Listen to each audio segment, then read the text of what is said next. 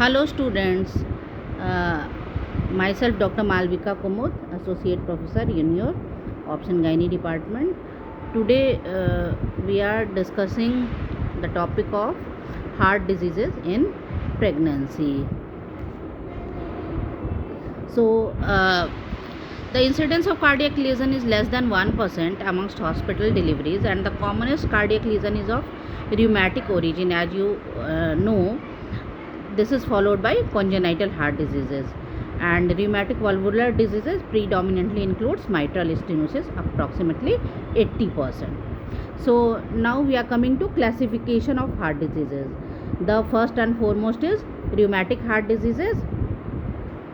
Rheumatic heart disease again divided in mitral stenosis and mitral regurgitation, and aortic stenosis and aortic regurgitation. So it is just rheumatic valvular lesions mostly, and predominantly includes mitral stenosis in 80% of cases, as I told you earlier. Then second one, that is congenital heart diseases. These are atrial septal defect, that is ASD, ventricular septal defect, that is VSD, patent ductus arteriosus, that is tetralogy of Fallot, Essen-Menger syndrome, and coarctation of aorta. And predominant congenital lesions are PDA, and basically first is PDA, that is patent ductus arteriosus. Then cardiomyopathies, these are usually peripartum. Now we must know what are the physiological changes in hemodynamics during pregnancy. So first we are coming to hemodynamic parameters in first trimester, second trimester, and third trimester, so that we can very well understand what are the effects of pregnancy on heart diseases, or what are the effects of heart diseases on pregnancy, as there are already many physiological changes in hemodynamic parameters. So first, coming to heart rate. Heart rate increases to up to 5 to 10% in first trimester, and in third trimester it increases up to 15 to 20%. During delivery and labor it is maximum, that is increase of up to 20 to 30%, and in puerperium it decreases subsequently. Then about stroke volume. Stroke volume also increases in first trimester up to 5 to 20-30%, but in third trimester it is subsequently decreased by 20 to 30%, and during labor and delivery almost 300 to 500, up to 300 to 500 ml it increases. During puerperium again it decreases. Then coming to cardiac output, it increases throughout, that is in first trimester from 5 to 30%, in second trimester 30 to 40%, and in third trimester it is more than 40%. During labor and delivery the cardiac output increases up to 50%, both because of the peripheral increase, that is release of pressure on inferior vena cava from gravid uterus. The circulation, the volume increases, and second one is from uterus only, almost 500 ml. Then during puerperium initially it increases, as I told you, after emptiness of uterus, and then it decreases. About systolic blood pressure, it again decreases in first trimester, in second trimester remains same or increases in third trimester up to 10 to 20 millimeter of mercury. Then during labor and delivery it also increases and remains in baseline in during puerperium. Then diastolic blood pressure, again it decreases in first trimester, decreases in second trimester, decreases or remains the same in third trimester, and during labor it increases. Again during puerperium it remains in the baseline. What about SVR, that is systemic vascular resistance? Again it decreases in first, second, and third trimester from 10 to 30 to 40%, but during labor and delivery it increases and remains on the baseline in during puerperium. Then hemodynamic changes during labor and delivery. During each uterine contraction, it displaces about 300 to 500 ml of blood in the maternal general circulation. So due to autotransfusion, and there is an increase in stroke volume and heart rate, with cardiac output increases by approximately 75% above baseline during contractions. The magnitude of these changes will be influenced by the mode of delivery and method of anesthesia.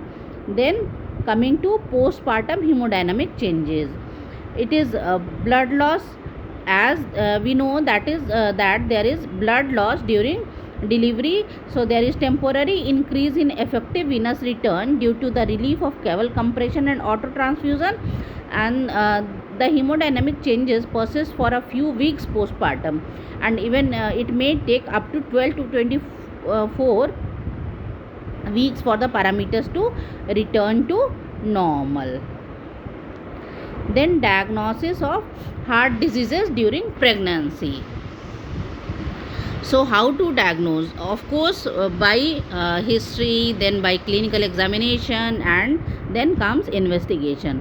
So to start with the symptoms, the lady will have the symptoms of breathlessness, syncope. There can be varied degree of chest pain, palpitations, progressive orthopnea is there, even maybe dyspnea and hemoptysis of varying degrees according to the grade of the heart disease. Then signs, in chest we find all types of murmur, usually pansystolic murmur, late systolic murmur, louder ejection systolic or diastolic murmur with a thrill.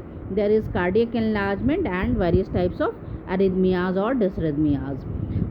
Then coming to investigations like chest x-ray, here we see cardiomegaly and increased pulmonary vascular markings. In ECG, we can see T-wave inversion and dysrhythmias, and echo is definitive. That is, by echocardiography, we can detect various types of structural abnormalities, valve anatomy, valve area, their function, left ventricular ejection fraction, pulmonary artery systolic pressure, and we can fully diagnose what is the type and grade of heart disease. Then coming to prognosis. Prognosis depends upon the following factors: upon the severity and nature of lesion, functional grade, quality of medical care provided during pregnancy or antenatal period, in labor and during preperium. Maternal mortality is lowest in rheumatic heart disease and acyanotic group of heart diseases, up to less than 1%. With elevation of pulmonary vascular resistance, especially with cyanotic heart diseases, mortality may be raised even up to 50%, that is maximum in Eisenmenger syndrome. Then various types of complications, maternal complications and fetal complications. So most common, as we all know, it is congestive cardiac failure. Then coming to pulmonary edema, then pulmonary embolism, then rheumatic carditis, subacute bacterial endocarditis, rupture of cerebral aneurysm in coarctation of aorta and all. And what about fetal complications like effect of heart disease on pregnancy? So it can lead to preterm labor and prematurity. There are various degrees of intrauterine growth restrictions, and fetal asphyxia may be found. Then one very important thing is NIHA grading, or New York Heart Association classification of heart diseases. By this we can grade by how much the disease is going to affect the lady during pregnancy. So again, it is divided in grade 1, 2, 3 and 4. Grade 1, when there is uncomplicated patient with heart disease and no limitations of physical activity is there. Grade 2, where is slightly compromised patient with slight limitation of physical activity. Patients are comfortable at rest, but even ordinary physical activity causes discomfort. Then grade 3, where the patients are markedly compromised. The patients are comfortable at rest, but discomfort occurs even with very less activity or less than ordinary activity. And grade 4 is severely compromised patients, like patients with heart diseases and discomfort even at rest. Now, factors predisposing cardiac failure during pregnancy. So there can be physiological factors, there can be pathological factors. So as we all know, the cardiac failure is the most common problem during pregnancy, and when it occurs, so physiologically also at 32 weeks there is maximum cardiac output. Then again, during labor, due to increased stress, immediately after delivery, as additional blood from periphery is released due to release of pressure on inferior vena cava, as the uterine pressure is decreased, and there is additional blood from uterus approximately 500 ml. So auto transfusion and uterine blood, these lead to maximum cardiac output, and so chances of cardiac failure are much more. Then what are the pathological factors or factors responsible for cardiac failure are anemia, then infections, then preeclampsia, obesity, even hypertension, arrhythmias, cardiac arrhythmias or left ventricular hypertrophy, high calorie diet, even hyperthyroidism, excessive intake of caffeine, gestational diabetes mellitus, history of previous cardiac failure, and even generalized stress. Even inadequate supervision also leads to cardiac failure. Advanced age is also an important factor. Then coming to risk assessment, we have to do the risk assessment, or we have to assess the risk which patients are mildly severe, and what is when the severity is much more. So mild, when the mortality is less than 1%. What are these cardiac diseases? These are small ASD or VSD, then patent ductus arteriosus, then trivial mitral valve prolapse, mitral stenosis with NIHA grade 1 and 2, and corrected tetralogy of Fallot. Then moderate risk, that is when mortality is 5 to 15%. Here it is mild to moderate aortic stenosis, uncorrected tetralogy of Fallot, Marfan syndrome, previous myocardial infarction, coarctation of aorta, and artificial valves. Then severe, when the mortality increases even up to 25 to 50%. Here comes severe aortic stenosis, pulmonary hypertension, complicated coarctation of aorta, then history of peripartum cardiomyopathy, and any condition of NIHA grade 3 and 4. So these are the different grades and prognosis and different types of heart lesions. Then we are coming to management part. So we have to understand what are the principles behind management. So first, there is early diagnosis. Early diagnosis and treatment of anatomical type and functional grade of the case. Then to detect the high risk factors and to prevent cardiac failure. Then combined ops and cardiologist, they both should be combined to take care. Then timely admission and mandatory hospital delivery. Then comes the role of anticoagulants. So we have to switch over from warfarin to low molecular weight heparin as soon as pregnancy is diagnosed up till 12 weeks. Then again we have to switch back to warfarin between 13 to 35 weeks. Low molecular weight heparin or heparin to be restarted between 36 weeks to 7 days postpartum, and then again warfarin is to be continued. Then comes the place of Therapeutic termination, these are absolute indications are primary pulmonary hypertension, Eisenmenger syndrome and pulmonary veno-occlusive disease. Then when we have to admit the patient, that is admission of the patient.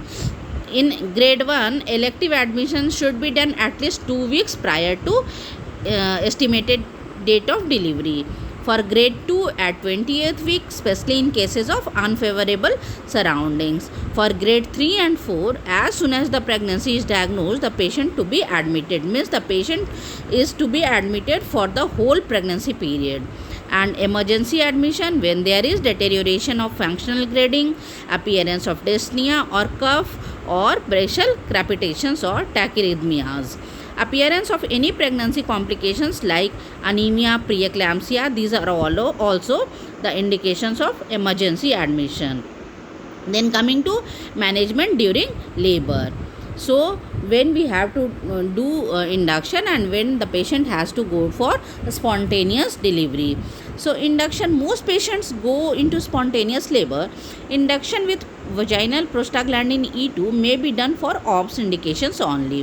One should be careful against infection and pulmonary edema due to fluid overload when we are doing the induction.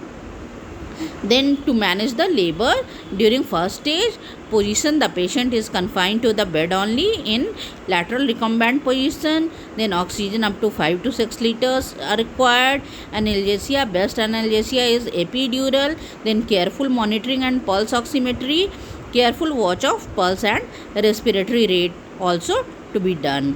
CVP monitoring in selected cases when there is raised venous pressure.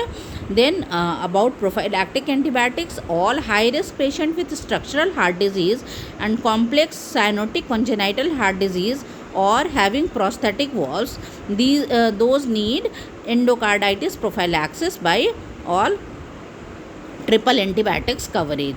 Then coming to management of second stage, the tendency to delay the second stage of labor is curtailed by forceps and or vacuum, and always vacuum is preferable as we don't need lithotomy position for ventouse application. Ergometry use after delivery of the shoulder is to be withheld. Then third stage management, the conventional management is preferred here because slight blood loss is beneficial and oxytocin is given by infusion only. If we think that there is fluid overload, we can give furosemide. Then place of cesarean section, when we have to do the cesarean section. Cesarean section is done mainly for obstetric indications only. However, in coarctation of aorta, elective cesarean section is indicated to prevent rupture of aorta or mycotic cerebral aneurysms. Then puerperium, close observation for first 24 hours, hourly pulse, blood pressure, respiratory rate and oxygen is administered. Breastfeeding and anticoagulants are not contraindicated during puerperium. What about contraception advice? IUCD and barrier method of contraception is the best. If the family is complete, we can advise sterilization or vasectomy of the husband when there is completion of family.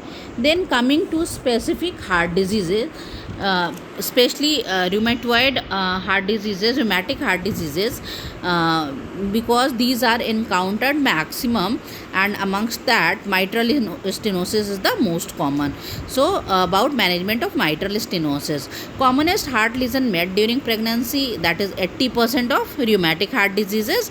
As we all know, normal mitral valve area is 4 to 6 centimeter squares and symptoms appear when area is reduced to 2.5 square centimeters. In asymptomatic cases, mortality is less than 1%, and in significantly symptomatic cases, the mortality varies from 5 to 15%. So, during labor, continuous epidural analgesia is done, that is ideal, and IV fluid overload is avoided. Rest of the management as we have discussed earlier. In few cases we need to do valvotomy. So what is the place of valvotomy? It is better to withhold elective cardiac surgery during pregnancy. Surgery is to be considered in cases of unresponsive failure with pregnancy beyond 12 weeks. Best time of surgery is between 14 to 18 weeks. Valve replacement, then commissurotomy, then balloon valvotomy in early second trimester is done. Atrial fibrillation is the complication, and the drugs used are digoxin, beta blockers, especially beta 1 blockers, and anticoagulation by heparin should be used. So this is all about heart disease in pregnancy for your standard or for MBBS studies. Thank you for your patient hearing.